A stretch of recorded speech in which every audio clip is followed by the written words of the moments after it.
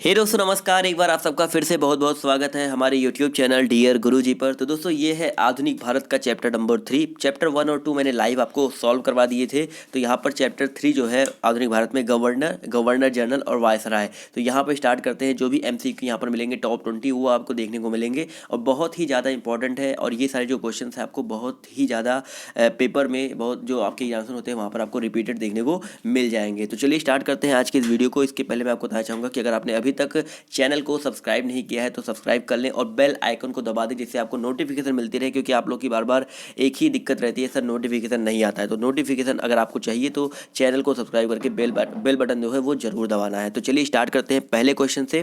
तो पहला क्वेश्चन आपसे यहाँ पर कह रहा है, भारत का प्रथम भारतीय गवर्नर जनरल कौन था। दोस्तों भारत का प्रथम भारतीय की बात कर रहा है तो अगर भारतीय की बात करें तो यहाँ पर आपका सी राजगोपालाचारी। जी हाँ दोस्तों, यहाँ पर ऑप्शन जो बी है वो करेक्ट हो जाएगा। इनका पूरा नाम था चक्रवर्ती राजगोपालाचारी। इनको राजा जी के नाम से भी जाना जाता था और ये बेसिकली भारत के द्वितीय गवर्नर जनरल थे। जी हाँ, स्वतंत्र भारत के ये द्वितीय गवर्नर जनरल थे। अगर हम बात करें प्रथम गवर्नर जनरल के बारे में तो वो लॉर्ड माउंटबेटन थे, लेकिन वो भारतीय नहीं थे और यहाँ पर भारतीय पूछा गया है। चलिए आते हैं दोस्तों क्वेश्चन नंबर 2 पर। देखिए बहुत इंपॉर्टेंट क्वेश्चन है, बंगाल का प्रथम गवर्नर जनरल कौन था। तो सबको पता है भाई 1773 ईस्वी का रेगुलेटिंग एक्ट। अगर उसकी बात करें उसके अकॉर्डिंग ईस्ट इंडिया कंपनी के अंतर्गत बंगाल का जो प्रथम गवर्नर जनरल था वो आपका वॉरेन हेस्टिंग था। तो यानी कि ऑप्शन जो इसका बी है वो बिल्कुल करेक्ट हो जाएगा। चलिए आते हैं दोस्तों अगले क्वेश्चन पर। तो अगला क्वेश्चन आपका यहाँ पर कह रहा है, सबसे अधिक समय तक भारत का वायसराय कौन था। दोस्तों यहाँ पर जो ऑप्शन दिए गए हैं इनके अकॉर्डिंग सबसे अधिक समय तक भारत का जो वायसराय था वो आपका कौन था, लॉर्ड कर्जन था। इसका जो कार्यकाल था 1899 ईस्वी से लेकर के 1905 ईस्वी तक रहा है। समझ गए दोस्तों। तो यहाँ पर ऑप्शन जो इसका ए है वो बिल्कुल करेक्ट हो जाएगा। चलिए आते हैं दोस्तों अगले क्वेश्चन पर। तो अगला क्वेश्चन आपका यहाँ पर क्या कह रहा है कि महारानी विक्टोरिया को भारत की सामग्री घोषित किया गया। महारानी विक्टोरिया को भारत की सामग्री, मैंने आपको बताया था सम्राट का जो स्त्रीलिंग होता है वो आपका सामग्री होता है। तो दोस्तों महारानी विक्टोरिया को भारत की सामग्री 1858 ईस्वी में घोषित किया गया था। तो ऑप्शन जो इसका ए है वो बिल्कुल करेक्ट हो जाएगा। और इनको दिल्ली दरबार में इनको ही कैसर ए हिंद यानी कि एम्परर ऑफ इंडिया की भी उपाधि दी गई थी। कब दिया गया था, 1 जनवरी 1877 ईस्वी में। तो ये भी याद रखिएगा। चलिए बढ़ते हैं अगले क्वेश्चन पर। तो अगला क्वेश्चन आपका यहाँ पर कह रहा है, भारत का अंतिम वायसराय कौन था। दोस्तों अभी मैंने आपको बताया था कि भारत का जो अंतिम वायसराय था वो लॉर्ड माउंटबेटन था। जी हाँ दोस्तों, इनके शासनकाल में 4 जुलाई 1947 ईस्वी को ब्रिटिश संसद में एटली द्वारा भारतीय स्वतंत्रता विधेयक प्रस्तुत किया गया और 15 जुलाई को वह बिना किसी संशोधन के हाउस ऑफ कॉमन्स द्वारा 16 जुलाई को हाउस ऑफ लॉर्ड्स द्वारा पारित कर दिया गया, जिसके परिणामस्वरूप 2 राष्ट्रों यानी कि भारत और पाकिस्तान का निर्माण हुआ। तो ऑप्शन जो क्वेश्चन नंबर 5 का ऑप्शन जो बी है वो बिल्कुल करेक्ट हो जाएगा। चलिए आते हैं दोस्तों क्वेश्चन नंबर 6 की ओर। देखिए क्वेश्चन नंबर 6 आपसे यहाँ पर कह रहा है कि 1858 ईस्वी को महारानी विक्टोरिया का घोषणा पत्र इलाहाबाद में किसने पढ़कर सुनाया। तो अभी मैंने आपको बताया कि 1858 ईस्वी को इनको सामग्री घोषित किया गया था महारानी विक्टोरिया का। और ये जो घोषणा पत्र की बात हो रही है तो इसको सुनाया था पढ़कर के किससे, लॉर्ड कैनिंग ने। जी हाँ, तो ऑप्शन जो इसका बी है लॉर्ड कैनिंग, ये बिल्कुल करेक्ट हो जाएगा।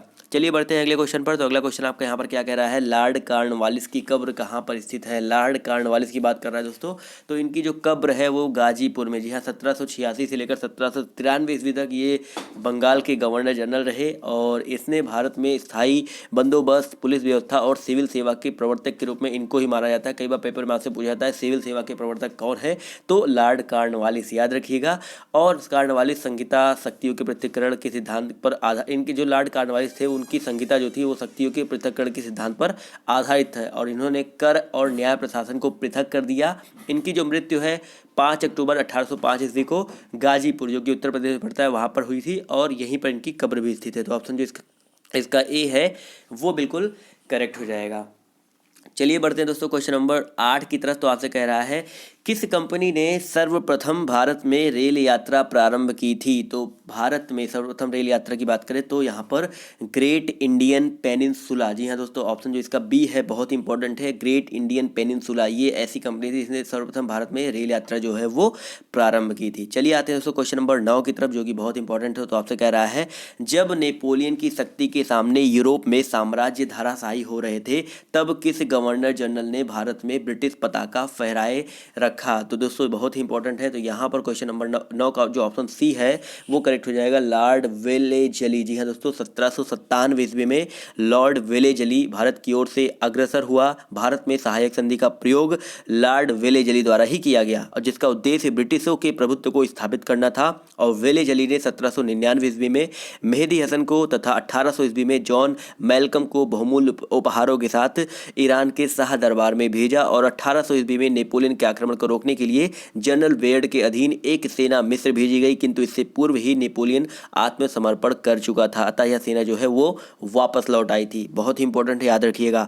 चलिए बढ़ते हैं क्वेश्चन नंबर 10 की तरफ। तो आपसे कह रहा है कि किस वायसराय की हत्या अंडमान एवं निकोबार द्वीप समूह में जब वे भ्रमण पर थे उनके एक दंडित अपराधी द्वारा की गई थी? तो यहाँ पर देखा जाए तो क्वेश्चन नंबर सी का ऑप्शन जो सी क्वेश्चन नंबर 10 का जो ऑप्शन सी है लॉर्ड मेयो, ये बिल्कुल करेक्ट हो जाएगा। जी हाँ दोस्तों, लॉर्ड मेयो एकमात्र ऐसा वायसराय था जिसकी हत्या उसके कार्यकाल के दौरान एक अफगानी शेर अली, जी हाँ दोस्तों अफगानी था, शेर अली नाम था उसका, उसने 1872 ईस्वी में अंडमान निकोबार में उसकी हत्या कर दी थी। और इसके कार्यकाल में किसी विभाग की भी स्थापना हुई 1872 ईस्वी में। और भारत की जो प्रथम जनगणना है वो भी 1872 ईस्वी में ही स्टार्ट हुई थी। समझ गए दोस्तों।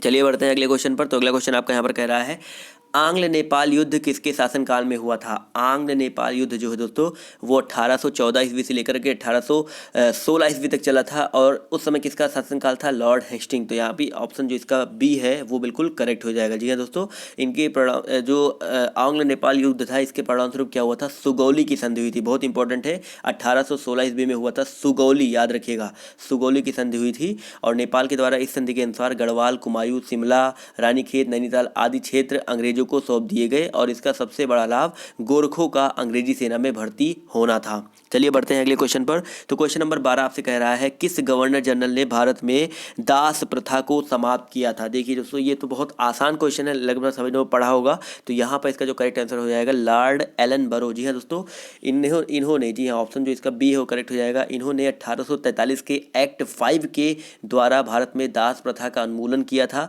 इसके कार्यकाल को कुशल आक्रमणता की नीति का काल भी कहा जाता है और इसके समय में भारत आंग्ल अफगान भी युद्ध समाप्त हुआ था।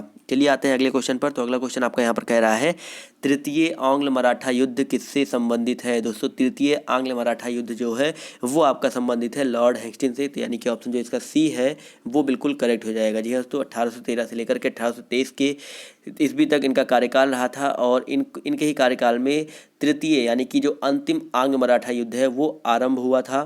तो यहाँ पर ऑप्शन जो सी है वो बिल्कुल करेक्ट हो जाएगा। चलिए बढ़ते हैं दोस्तों क्वेश्चन नंबर 14 की ओर। तो क्वेश्चन नंबर 14 आपसे क्या कह रहा है कि निम्नलिखित में से अवध का ब्रिटिश रेजिडेंट कौन था जब अवध का ब्रिटिश साम्राज्य में विलय हुआ? तो यहाँ पर अगर देखा जाए तो अवध का रेजिडेंट की बात कर रहा है तो यहाँ पर जेम्स आउटरम। जी हाँ दोस्तों, जेम्स आउटरम ऑप्शन जो ए है बिल्कुल करेक्ट हो जाएगा। जेम्स आउटरम 1854 ईस्वी में अवध का ब्रिटिश रेजिडेंट बना था और 1856 ईस्वी में अवध का विलय ब्रिटिश साम्राज्य में जेम्स आउटरम की रिपोर्ट के आधार पर कुशासन का आरोप लगाकर किया गया। और इस समय अवध का नवाब कौन था बहुत बार पूछा गया है। तो इस समय दोस्तों अवध का जो नवाब था वो वाजिद अली शाह था और 1857 ईस्वी के विद्रोह के समय लखनऊ में ब्रिटिश रेजिडेंट हेनरी लॉरेंस था जो विद्रोहियों के हाथों मारा गया था। तो देखा जाए तो ऑप्शन जिसका ए है वो बिल्कुल करेक्ट हो जाएगा। चलिए आते हैं अगले क्वेश्चन पर। तो अगला क्वेश्चन आपका यहाँ पर कह रहा है, भारत में स्थानीय स्वशासन किसके द्वारा प्रारंभ किया गया था? दोस्तों भारत में स्थानीय जो स्वशासन है वो ऑप्शन किया गया था स्टार्टिंग लॉर्ड रिपन द्वारा। जी हाँ दोस्तों, ऑप्शन जो इसका बी है वो बिल्कुल करेक्ट हो जाएगा। लॉर्ड रिपन 1880 से लेकर 1884 तक इसका शासन था और भारत का ये सबसे लोकप्रिय गवर्नर जनरल था। इसने बहुत सारे सुधारात्मक कार्य किए थे, जैसे कि एक स्थानीय स्वशासन इसने ही शुरू किया था, अभी मैंने आपको बताया।